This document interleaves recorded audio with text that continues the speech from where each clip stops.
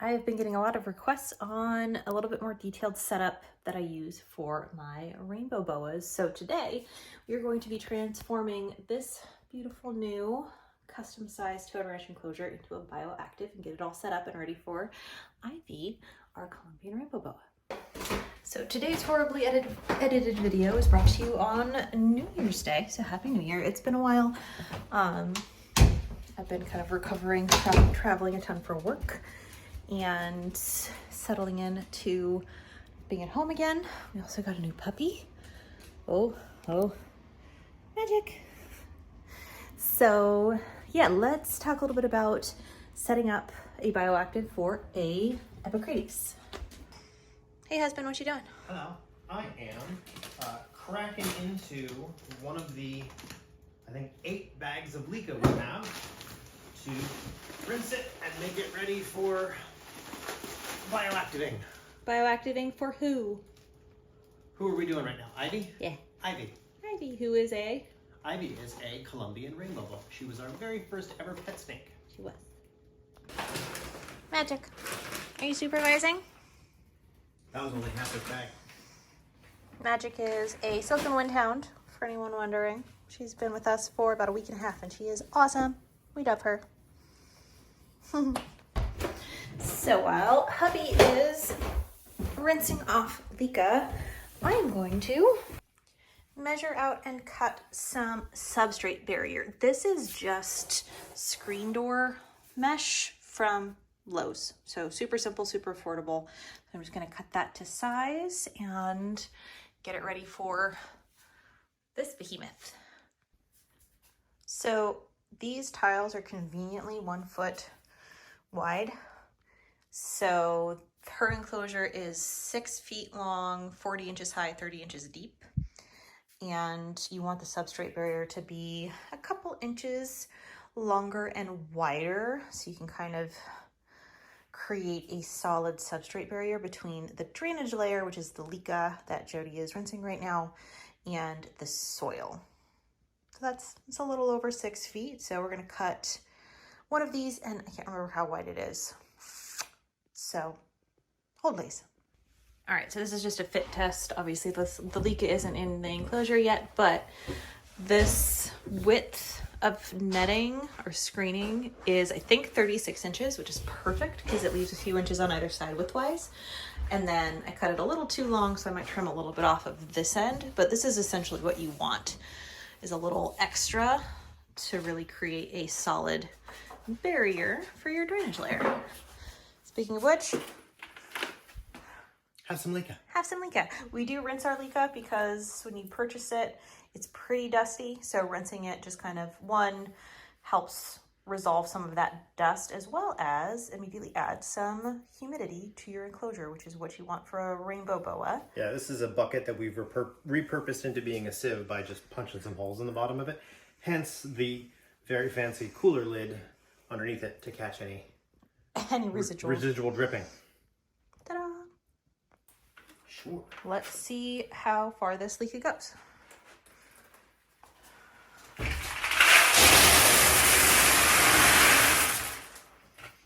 All right, so Told you. we probably need maybe 3 more or 4 more of those. Yeah. So Leca is just a porous material that is used for a drainage layer. You always need more than you think you need. Yeah. It's like if you made Rice Krispies out of clay, like it's puffed clay. Sure. Less delicious though. Depth of Leca layer that I go for is usually about 1 inch for a snake of Ivy's size. She's about 5 feet. It tends to do well at about that depth. I might do a little bit more in this enclosure because this enclosure is a little bit taller and wider and longer. It's just a bigger enclosure overall. So the deeper the Leca level, the more moisture it will absorb and then send back into the environment. So I might add 1.5 inches to this enclosure. This is Ivy's old enclosure. This was the first bioactive I ever set up, so it's kind of an end of an era. because I am going to disassemble this so we can repurpose this 4x2x2 for something else. We're not sure what we're going to use it for yet. But it does have, let me show you. It does have a custom background it's actually held up really well. This was Clint's Reptiles hack of using Gorilla Glue adhesive background to essentially install the cork bark pieces. So it worked really, really well. Ivy loved using those cork bark pieces to climb on because she's much bigger now. Like I said, she's around 5 feet, so she is longer than this enclosure is wide. So upgraded her to some very fancy cliffhanger shelves, which I'm very excited to see her using. And we're gonna put like a bunch of enrichment and branches and all of that stuff so she feels secure when she climbs around this big new enclosure. We have been in the process of building out upgrade enclosures for Ivy. Twee is in this enclosure. His is also not built out yet entirely. He's still on peeper. We'll build his out eventually. I did just change my hair because I've been fighting a headache all day, and yeah, the bun was driving me crazy. So same day, just decided to braid my hair. No one cares.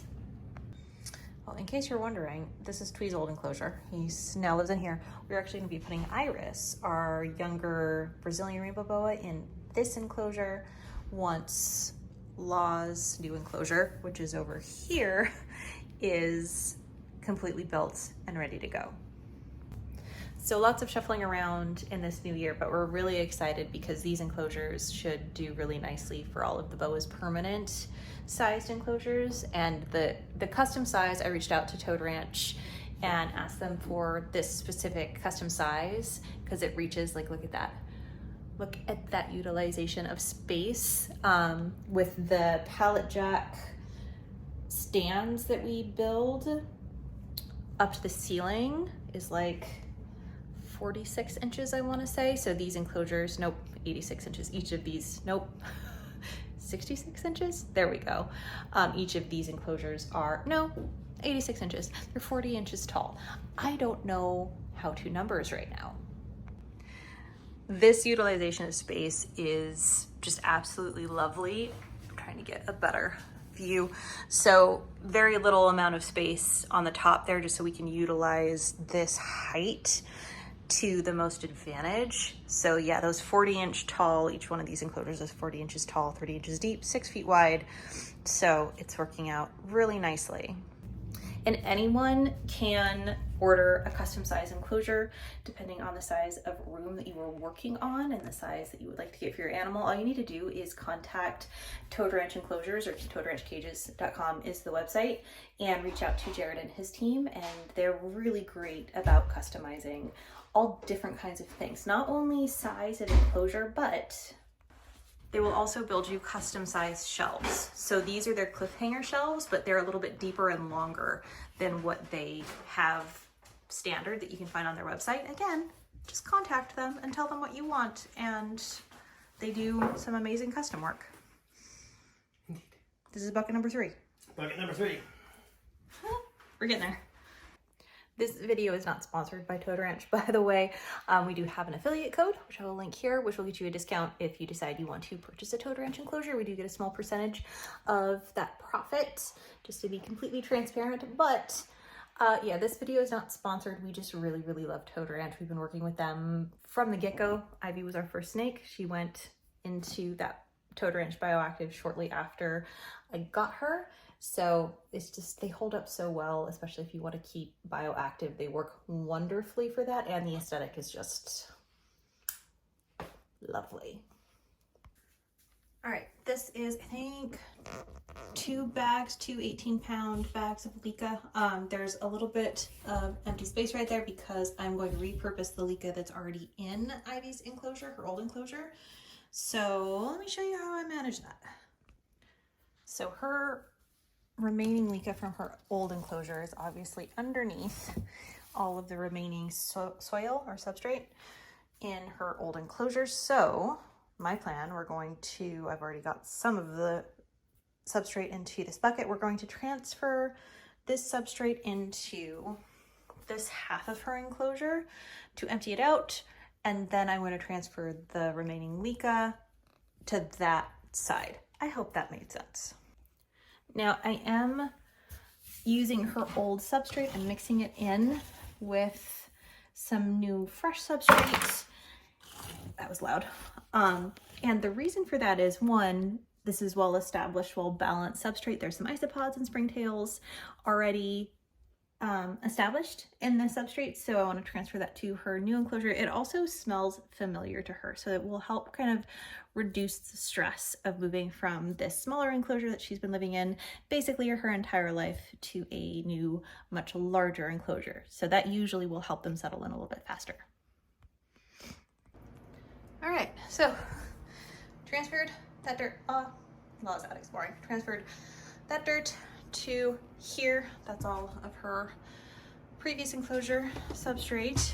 And then I'm going to kick this substrate barrier back this way and move her leca that's left in here. So all of this leca, I'm gonna move to that side. There is some like sand and stuff that is sifted through that. I'm gonna sift it out as best as I possibly can, but if there's a little bit of substrate in the drainage layer, it is not the end of the world. All right, that worked pretty well. Move this guy over here. Complete that substrate barrier and then spread this out and add more substrate as needed. Moving dirt from one enclosure to another is rather dirty work. Who knew? In terms of falling over substrate mix, the floor is a mess and I'm tripping on things. It's not super specific. Approximately we do 1 part mulch, 1 part topsoil with no like additives. Like you don't want any fertilizer in it. And then 1 part sand and 2 parts spag. We do add leaf litter and charcoal into the mix, kind of a little bit to support the cleanup crew.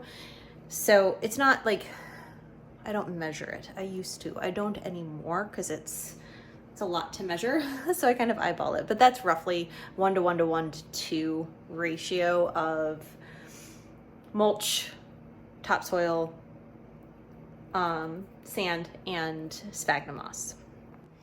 Now, sphagnum moss that we use are these really like compressed bricks. And the easiest way to break those up is simply soaking it in a substantial amount of water. So we're gonna let that soak in for about 5 minutes and see what we got. The other thing I will do is actually like bring up the parts of the substrate mix and then just mix it in the enclosure. Just makes it a little easier since it's such a large amount of soil.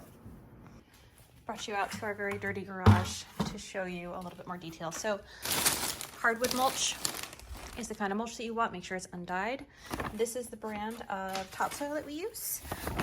It does have guano in it, which is great for plants, like acts as a natural fertilizer. You want to make sure whatever topsoil you use doesn't have any chemical topsoil or topsoil chemical fertilizer.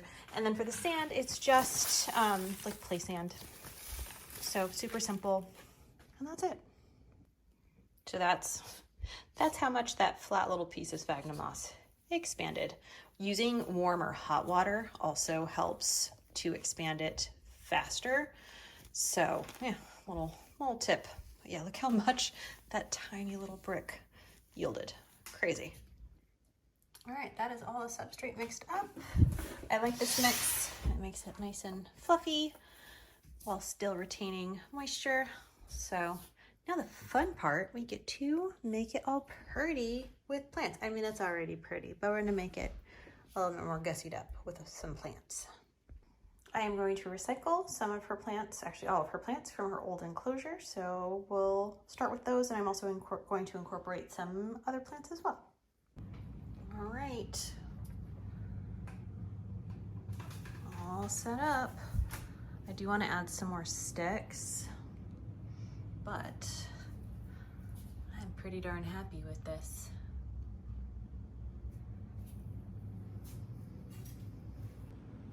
All right, all set up. What do we think?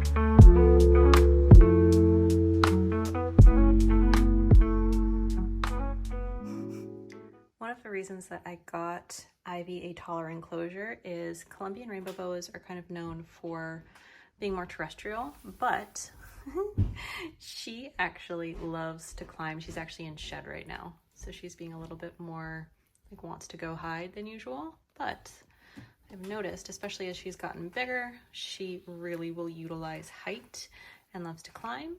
Because she's heavier bodied, I do have these wider shelves for her, as well as a bunch of kind of wider things and sticks. I do want to add some additional sticks to her enclosure, so that will happen as soon as the weather lets up. I just collect sticks from our yard and sanitize them and add them to the enclosure, and that has worked really well for us.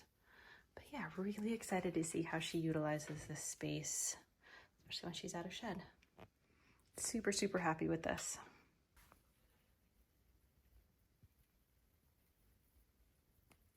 Did she find that? Girl, Ivy, look at all the room you have.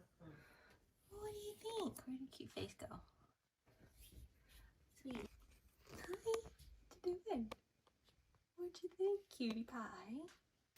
So a couple of parameters for Columbian rainbow specifically. I usually keep her humidity around 70 to 90% is the goal. They can do okay as low as 60%. I have not tried that theory out myself. She seems to do really well at 70 or above. So that's where we keep it. And temperature wise, she has a gradient. It's one of the things I love about like the tall and long enclosures is you can set your basking spot. We use RHPs, so the basking spot on this top shelf can get up to 90, and then the gradient goes all the way down to 70 on the cool side on the ground. So it gives up a nice range of temperatures, and she utilizes all of it. So those are kind of the temp gradients that we use. And I think that's about it. Very exciting. Very exciting. Thanks for watching. All of the links to all of the things are below. So check those out if you feel so inclined, and we'll catch you on the next one. Bye.